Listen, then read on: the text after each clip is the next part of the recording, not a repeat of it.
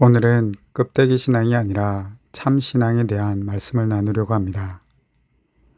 오늘의 본문은 디모데후서 3장 1절에서 17절 말씀입니다. 그 가운데 1절부터 5절을 읽어 드리겠습니다. 너는 이것을 알라. 말세에 고통하는 때가 이르러 사람들이 자기를 사랑하며 돈을 사랑하며 자랑하며 교만하며 비방하며 부모를 거역하며 감사하지 아니하며 거룩하지 아니하며 무정하며 원통함을 풀지 아니하며 모함하며 절제하지 못하며 사나우며 선한 것을 좋아하지 아니하며 배신하며 조급하며 자만하며 쾌락을 사랑하기를 하나님 사랑하는 것보다 더하며 경건의 모양은 있으나 경건의 능력은 부인하니 이 같은 자들에게서 네가 돌아서라. 아멘. 오늘 말씀을 나누겠습니다. 지금으로부터 대략 3700년 전의 한 비석이 있습니다. 그 비석의 이름이 바로 수메르 점토판입니다. 3700년 전에 수메르 점토판에 당시 서기관의 직위를 가진 높은 고위 관직자가 자신의 사랑하는 자녀를 향해 말하고 싶은 것을 점토판에 기록하였습니다. 그 내용은 이렇습니다. 아들아, 제발 철 좀 들으라.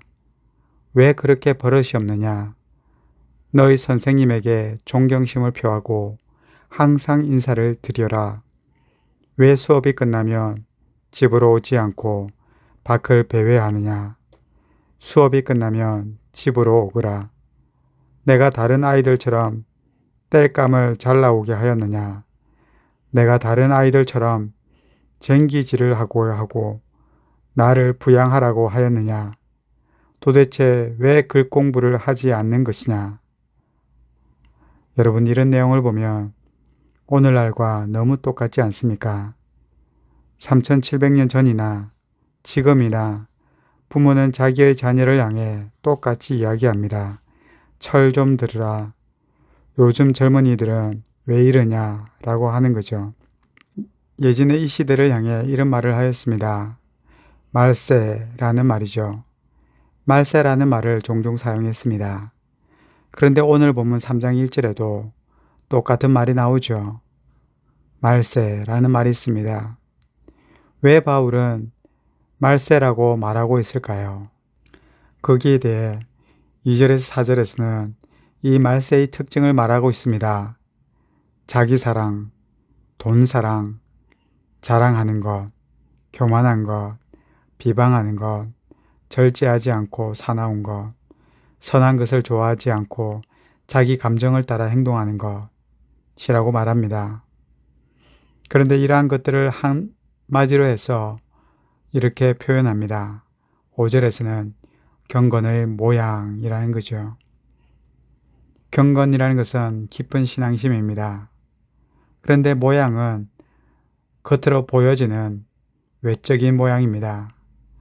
따라서 경건의 모양이란 외적인 모양은 신앙심이 깊어 보인다라는 거죠. 그러나 신앙심이 깊어 보이지만 실제로는 내면의 신앙심은 깊지 않다는 뜻입니다. 이것이 바로 껍데기 신앙입니다. 껍데기 신앙의 위험성이 세 가지가 있는데 바로 첫 번째 위험성이 이 껍데기 신앙을 가진 사람들은 다른 사람들의 유혹에 잘 넘어집니다. 6절에 보면 남의 집에 가만히 들어가서 여자를 유혹했을 때 그 유혹에 넘어지는 여자들이 있다라는 것이죠. 유혹에 잘 넘어갑니다. 그리고 껍데기 신앙을 가진 사람들의 두 번째 모습이 배워도 진리로 가득 차지 않는다라는 겁니다. 이것이 바로 7절에 있습니다. 항상 배우는데 그 모양 그대로라는 거죠. 배우기는 배웁니다. 배우고 또 배우지만 신앙심이 자라지 않습니다. 그리고 껍데기 신앙심의 위험성 세 번째는 진리를 대적하는 사람이 된다라는 것입니다. 그것이 바로 대표적으로 8절에 얀네와 얀브레가 있다고 합니다. 그러면 우리는 어떻게 해야 할까요? 유혹에 넘어가지 않고 배운 말씀으로 가득 차고 진리를 대적하는 자가 되지 않기 위해 어떻게 하면 좋을까요? 먼저는 이것입니다. 신앙심이 깊어지기 위해서는, 영적인 능력을 가지기 위해서는 희생이 있음을 알아야 합니다. 희생입니다. 바울은 자신이 경건의 능력을 어떻게 가졌는지 10절과 11절에 보여줍니다. 거기에서는 바울은 안디옥과 이고니온 그리고 루스드라에서 많은 고난을 겪었다라고 표현하고 있습니다. 사도행전 14장 19절에 보면 유대인들이 안디옥과 이고니온에서 와서 무리를 충동하니 그들이 돌로 바울을 쳐서 죽은 줄로 알고 시외로 끌어내어 내쳤다라고 합니다. 사람들이 바울의 설교를 듣고 다 믿었으면 얼마나 좋았겠습니까? 그 탁월한 전도자의 말을 듣고도 아멘 한 것이 아니라 돌을 들게 됩니다.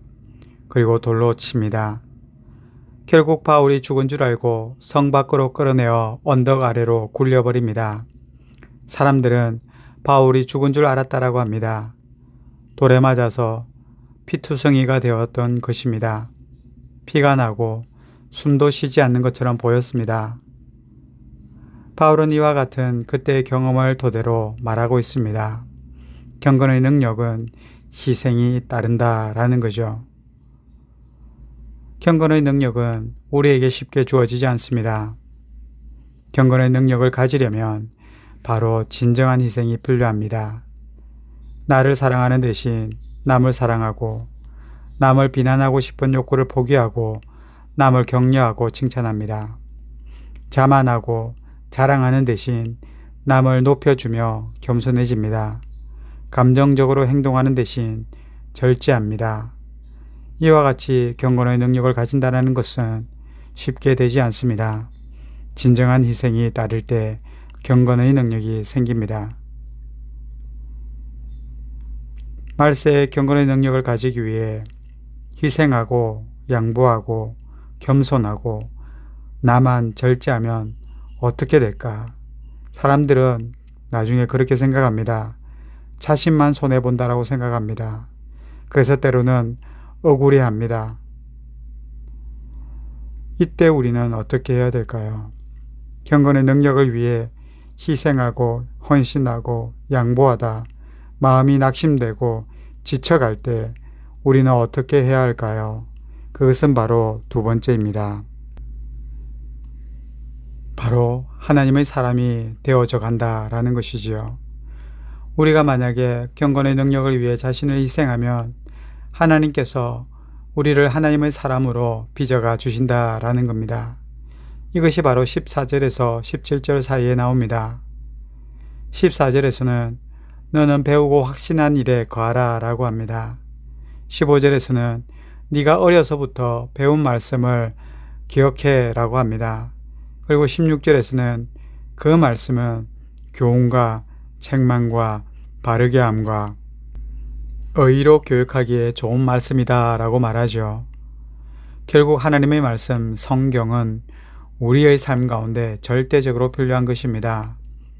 따라서 이 성경의 말씀을 따라서 우리가 살아가게 된다면 17절에는 이렇게 말합니다. 하나님의 사람으로 온전케 되어진다 라고 하죠.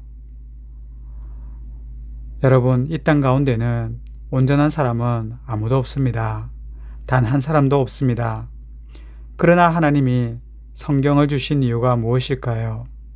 우리를 온전하게 하기 위함이지요.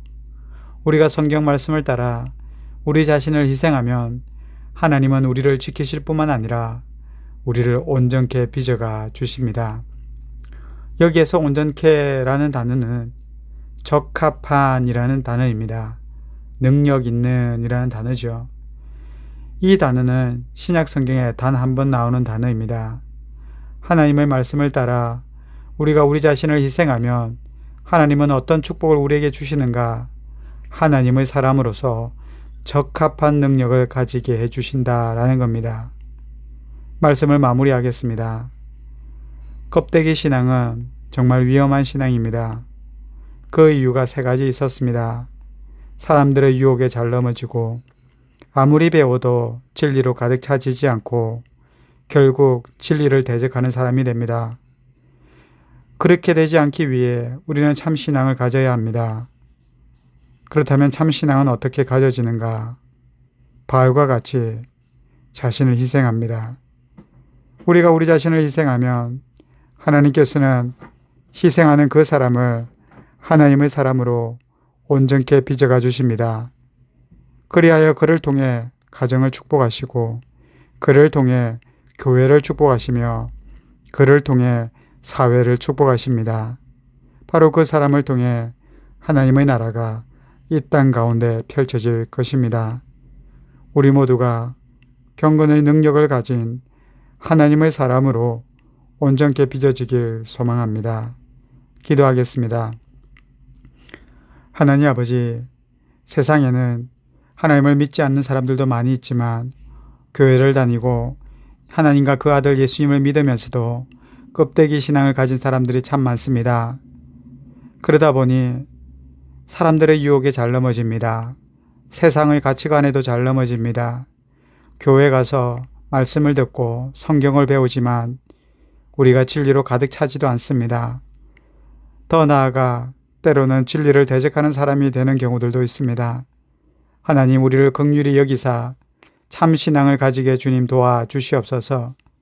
껍데기 신앙이 아니라 영적인 신앙, 참 신앙을 가지게 도와주시고 그러기 위해서 우리 예수 그리스도와 같이 믿음의 선진들과 같이 우리 자신을 희생할 수 있게 도와주시고 우리가 우리 자신을 희생할 때 하나님은 우리를 지키시며 하나님의 사람으로 적합하게 우리를 빚어가 주신다는 것을 기억할 수 있도록 도와주옵소서.